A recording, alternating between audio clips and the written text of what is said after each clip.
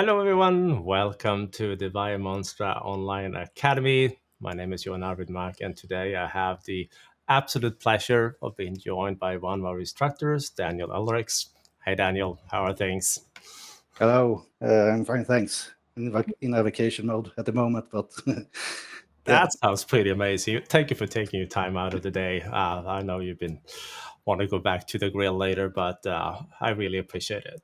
So, for those of you that don't know you, Daniel, I mean, you're one of the instructors here, obviously, but who are you and what do you work with? What's your expertise? Well, my expertise would be Active Directory. I've been working with it a very long time. Been in the IT industry like 20 years or something, and the last 14 years been focusing very much on Active Directory and the security parts around it. Always found that fascinating.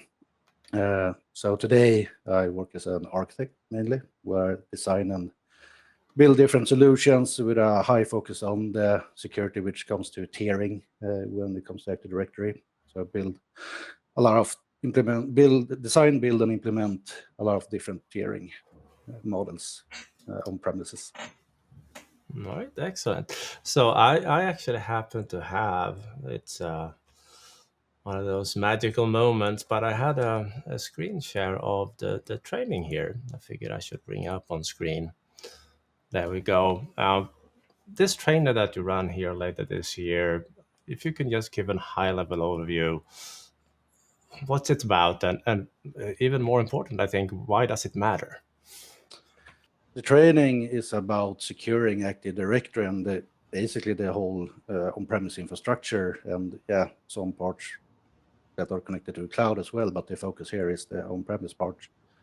We will talk a lot about building this tier 0 where Active Directory lives on-premise, and all the other components and dependencies like the PKI, federation services use that, and how to, from my view, build it in a good way, because Active Directory and the security parts can be very complex, and the rule sets, that the guidelines how to build a tiering, can be very hard to interpret, to understand, and that's what I want to help you with, to build a good, solid tiering model and protect your Active Directory.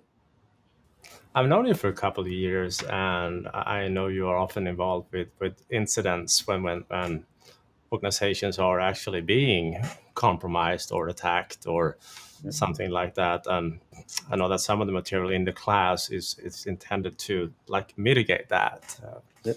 Can you say a few words about those? How the real world feeds back into the class? Exactly. Great. Thank you. I've been in different kind of incidents. Some are ransomware, of course,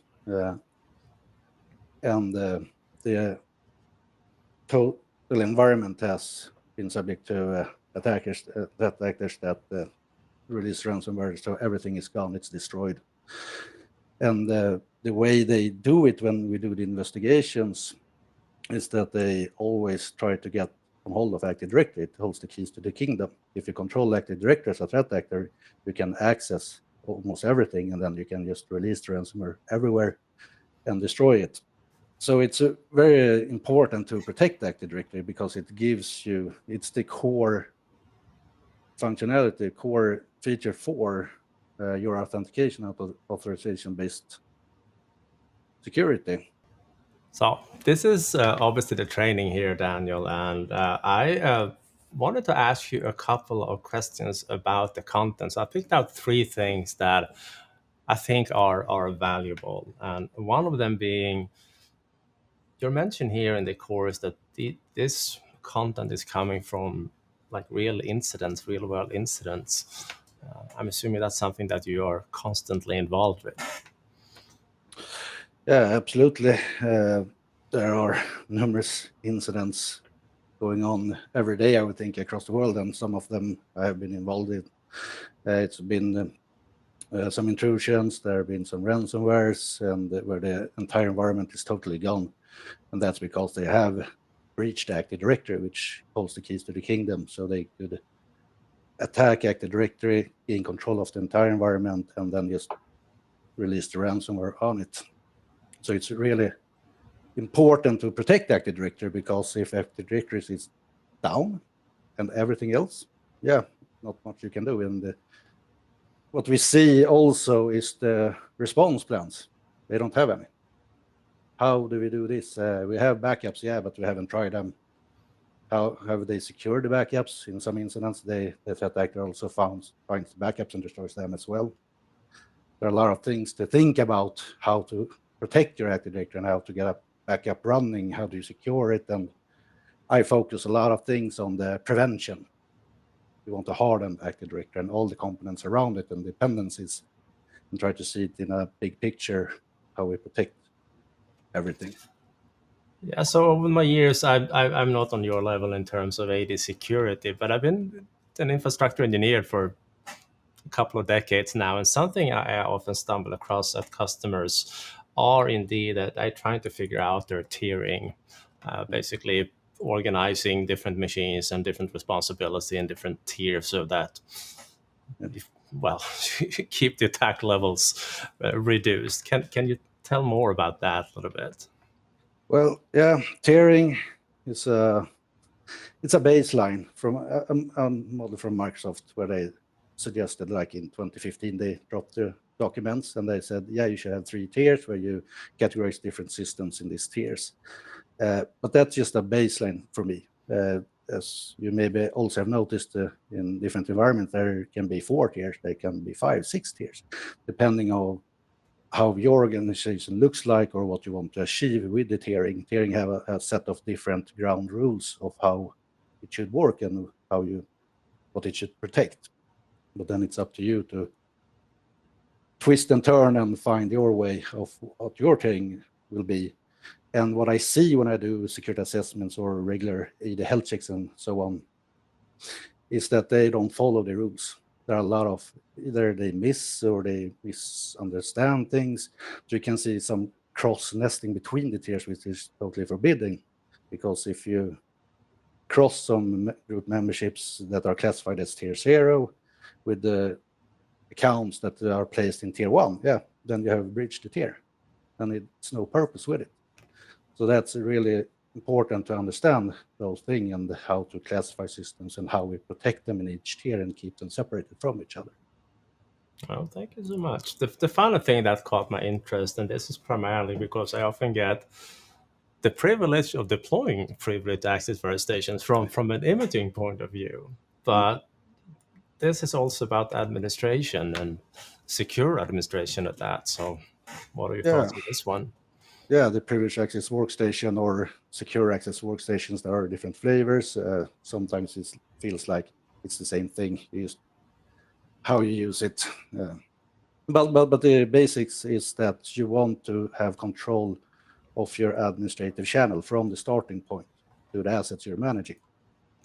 So like this, if you want to prevent lateral movement and things like that, you shouldn't log on to a regular client workstation with your domain admin account and expose your credentials there. No, your starting point should be a privileged access workstation, which is a hardened workstation. It's not managed by lower tiers. If you take tier 0, for example, you're a domain admin, you're about to manage a domain controller. Yeah. So how do you do that without exposing your credentials? Yeah, you use a pod that are hardened with all the security features that are built in the Windows. That's also one thing. There are a lot of great security features within Windows, but they're not utilized to the fullest. There are a lot of things you can do without buying expensive third-party tools.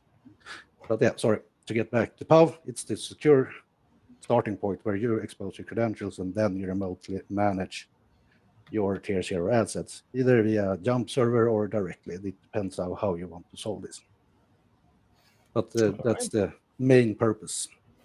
Thank you so much. So, curious question, and to wrap this up a little bit, if you have to give like one practical tip, or well, in addition to joining the training, of course, but an organization, what could be a good thing to start with?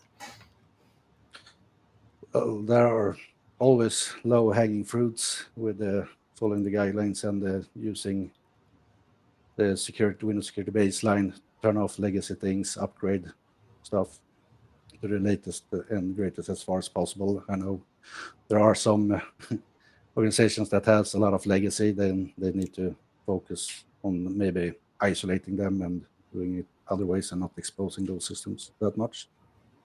But a lot of low-hanging fruits, and they try to enable as much security features in the operating system. That is fantastic.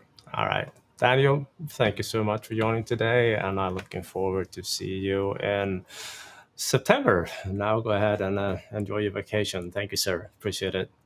Thank you very much. Looking forward to it.